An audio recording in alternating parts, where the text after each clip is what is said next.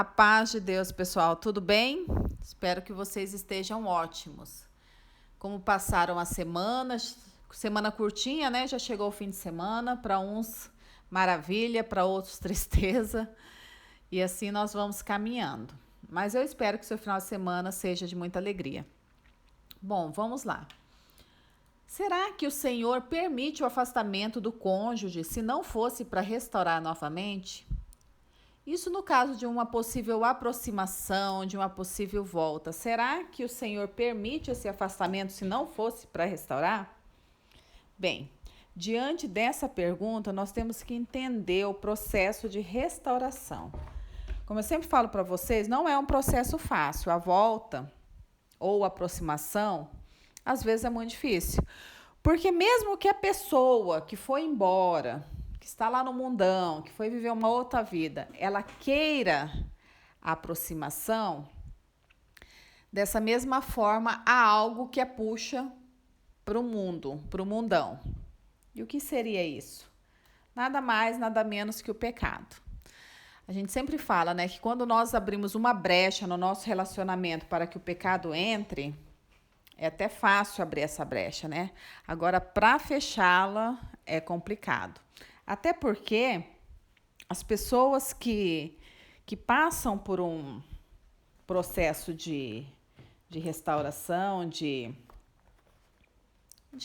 processo de deserto, essa pessoa ela fica muito magoada em muitas situações, porque é algo que ela nunca viveu. Né? Então, quando você pisa ali no deserto, você já sente o peso de tudo. E não é fácil. Falar que é fácil, não é. Tem pessoas que hoje já conseguem lidar muito mais com o processo que está passando, que está vivendo. Até ela entende. E o entender faz toda a diferença para você sair dele. Né? Então, a pessoa, quando ela retorna, dificilmente ela vai estar liberta por completo. Porque tem a questão do pecado. Né? E o pecado arrasta a pessoa para o mau caminho. Não adianta falar bem assim, isso é utopia, né? Isso não existe. Existe. E são três coisas são três elementos que contribuem para que a pessoa permaneça na vida mundana que ela tem seguido, que é a carne, o mundo e os demônios. Isso é real, gente. Né? Não fala pra gente. O Senhor mesmo nos alerta para ficar longe disso, né? Porque a carne ela já é pecaminosa. O apóstolo Paulo disse em Romanos 3:23, porque todos pecaram e destituídos estão da glória de Deus. Isso é verdade, não é verdade? O ser humano, ele possui uma natureza pecaminosa. A mente dele vaga. Então, o Senhor, ele nos exorta para quê? Para a salvação, aqueles que creem que Jesus Cristo é o nosso Salvador, né? Que eles creem no caminho cristão, esses serão salvos. Por quê? Porque algo assim, a gente sempre fala, a pessoa fala para mim, Sol, mas tem uma vizinha minha que ela nunca orou e o marido voltou e o Senhor restaurou. Amém, isso acontece.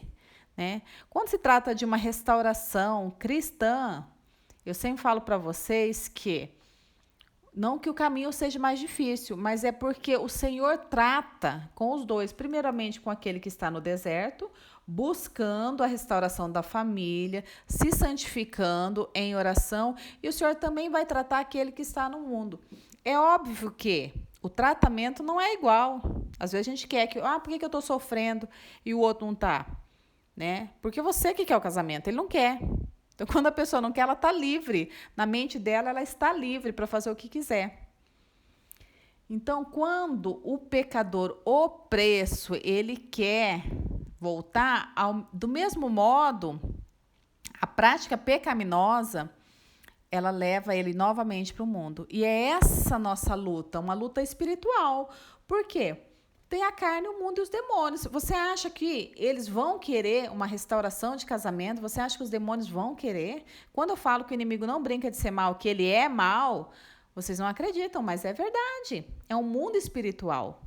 Às vezes a pessoa fala, nossa, meu marido voltou, estava tão feliz, estava se aproximando, querendo novamente a família. De repente, do nada, ele mudou. Não é assim que acontece? Fala, olha, eu já não reconheço mais ele. Ou se a pessoa volta e começa a fazer a mesma coisa que fazia antes, fala, meu Deus, parece que eu estou no início do meu deserto, meu marido está fazendo a mesma coisa que fazia antes. Ou a minha esposa está fazendo a mesma coisa que fazia antes, quando começaram as crises no nosso casamento. Realmente, o inimigo não quer perder. Agora, se o Senhor permite, eu quero dizer a vocês assim, nós somos livres para tomar as decisões, para tomarmos as decisões, aquelas que nós decidimos, nós somos livres. O Senhor não nos impede. Assim como se você quiser ir embora, se você não quer mais o casamento, o Senhor não vai te forçar a querer. Senão não teria separação. Seria todo mundo maravilhoso, né? Então o Senhor não nos impede. O que acontece? Através da oração do cônjuge que está ali mantendo uma fé, uma santidade, buscando ao Senhor, o Senhor sim pode ter um encontro genuíno com a pessoa que está em pecado e do nada a pessoa se voltar completamente ao Senhor. Isso acontece? Acontece muito, porém é um processo. Por que muitas vezes a pessoa está se aproximando, ela vai novamente, ela some depois de um tempo? Isso aconteceu comigo. Meu esposo estava voltando, me procurou, isso depois, e assim, ia fazer quase um ano de separação.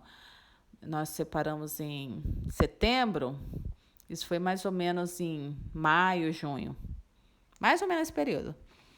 E nós começamos a ficar juntos novamente, sair em família, ele comprando as coisas que eu gostava, sabe? Levando lanchinho à tarde para mim, no maior amor. De repente, do nada, e eu falava, meu Deus, parece que eu voltei no início. Agora, eu dizer que o Senhor permitiu? Não, nesse caso, foi o meu esposo que não quis estar comigo, né? O mundo, talvez, o encantamento do mundo, né? E toda uma opressão ali fizeram a diferença na decisão dele. Porque nem ele sabe o porquê. Ele simplesmente, sabe quando assim, parece que o que estava em mim não queria ele perto é a mesma coisa? Porque o que estava nele também não queria eu perto. Então, tinha aquele afastamento, aquela repulsa, né? O que estava em mim, eu creio que queria ele perto, né? Mas o que estava nele não queria. Então, quando o pecador está opresso, a gente sente esse contraste, né? Não é algo assim que você pode falar, algo material visto. Não, isso é algo totalmente espiritual. E você percebe sim, né? Quando o cônjuge está opresso, né? Quando tem uma opressão espiritual ali, você percebe.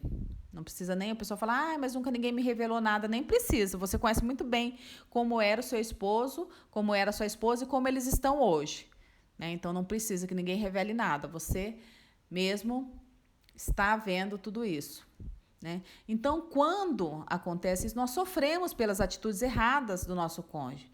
E o que vem à mente? Vou me vingar. Vou ser igual ele.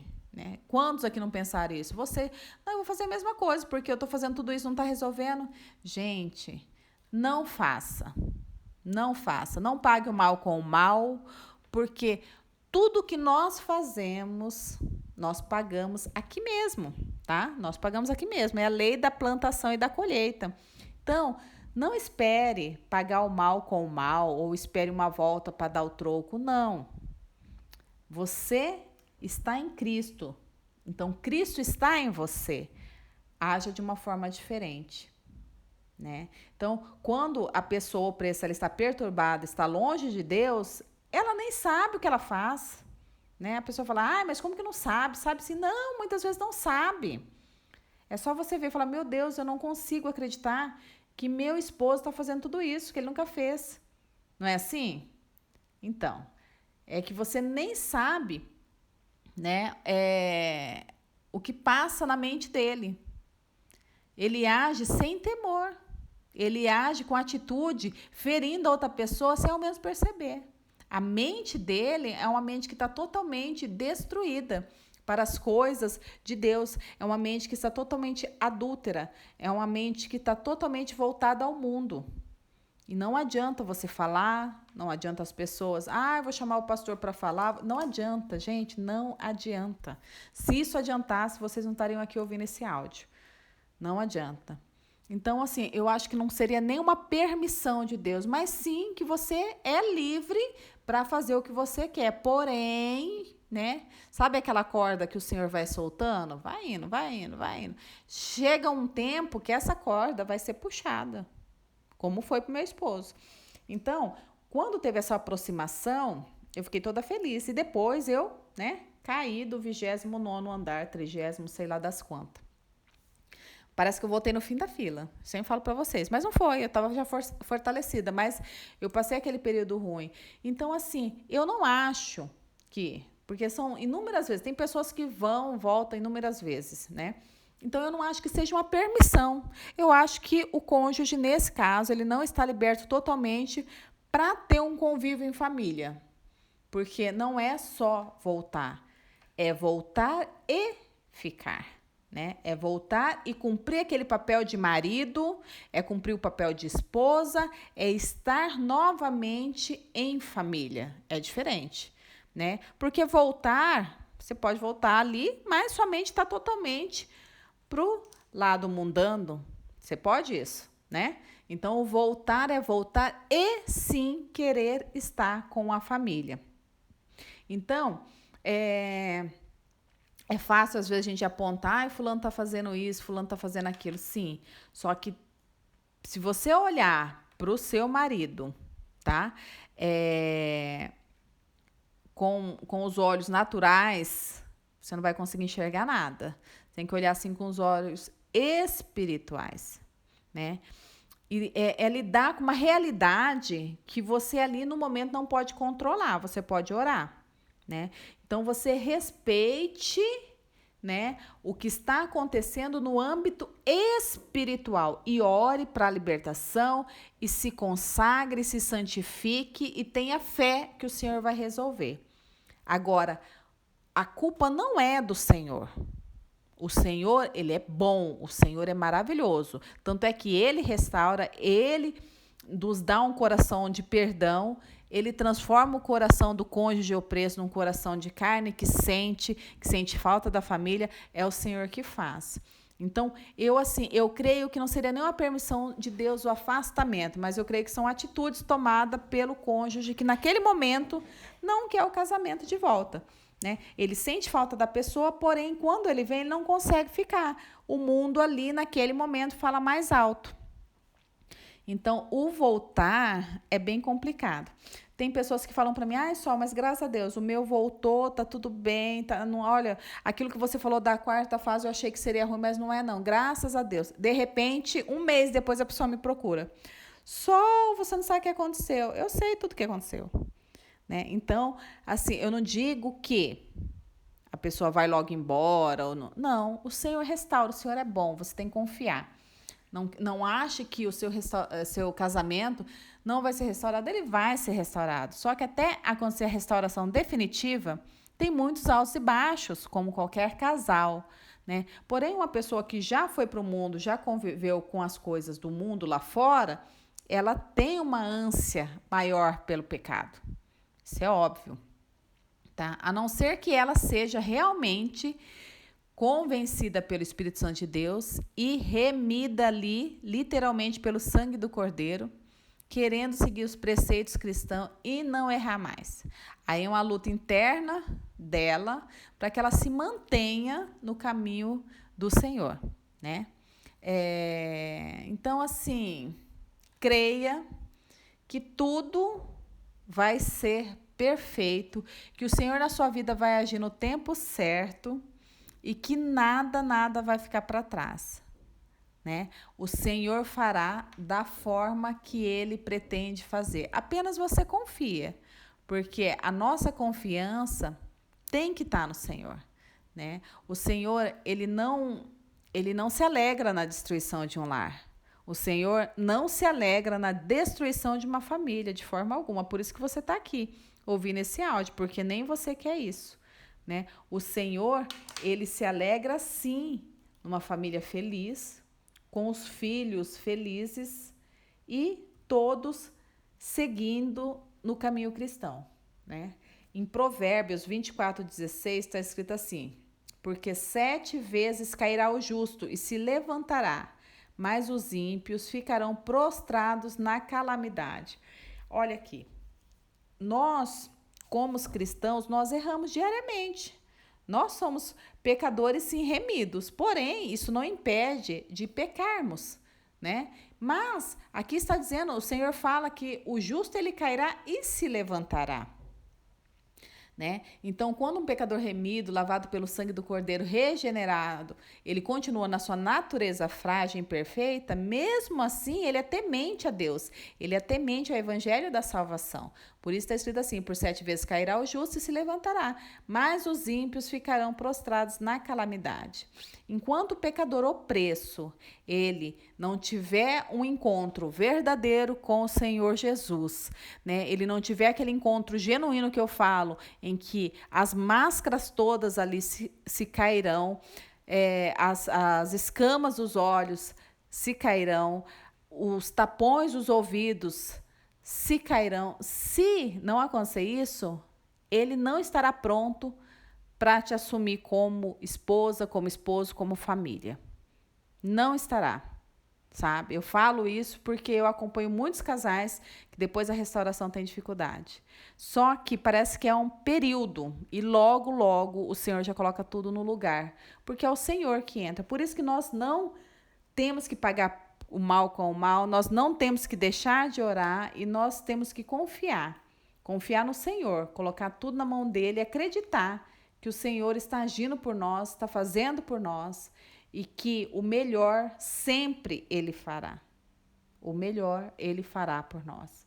Então, por mais que hoje você esteja triste e frustrada, talvez aconteceu uma aproximação e novamente um repúdio por parte do pecador, não se preocupe. Não se preocupe. Você tem um Deus que tudo pode, tá? Dias ruins fazem parte da nossa vida. Amargura, injustiça, mágoa fazem parte. Só que não deixa que isso se prolongue dia a dia na sua vida. Tenha amor, compaixão e tenha principalmente forças para lutar pelo teu casamento, né? O perdão para lutar pela tua família. E pode ter certeza que diante disso, diante da sua plantação, as misericórdias do Senhor te alcançarão. Pode ter certeza, porque o Senhor tem muitas misericórdias por nós. E Ele faz pela tua graça maravilhosa, tá? Ele faz pelo teu amor infinito. Então, um cônjuge hoje opresso pode ser um cônjuge maravilhoso, pai de família, que eu vejo muitas pessoas que realmente foram remidos, se reconciliaram e hoje vivem muito bem. Então, essa mensagem que eu quero passar para vocês de força, que pode ter certeza que o Senhor está fazendo o melhor. Tenham um ótimo fim de semana, tá? Façam o que vocês tiverem vontade de fazer. Saiam, vão tomar um sorvete, vão olhar o céu. Se tiver que ir num jantar com a família, um almoço em família, façam isso. Aqui, gente, é um período muito curto, nós estamos de passagem nesse mundo. É um período muito curto para vocês viverem na tristeza. Muitas pessoas estão vivendo, esperando o futuro ou vivendo de lembranças do passado. Quer dizer, as pessoas não estão vivendo, elas estão sobrevivendo. Então, eu falo para vocês, vivam o hoje, creiam no hoje, porque o Senhor, Ele faz milagre todos os dias. E o seu pode ser que seja hoje, pode ser que seja amanhã, mas enquanto você espere, espere vivendo. Amém? Um abraço, fiquem com Deus.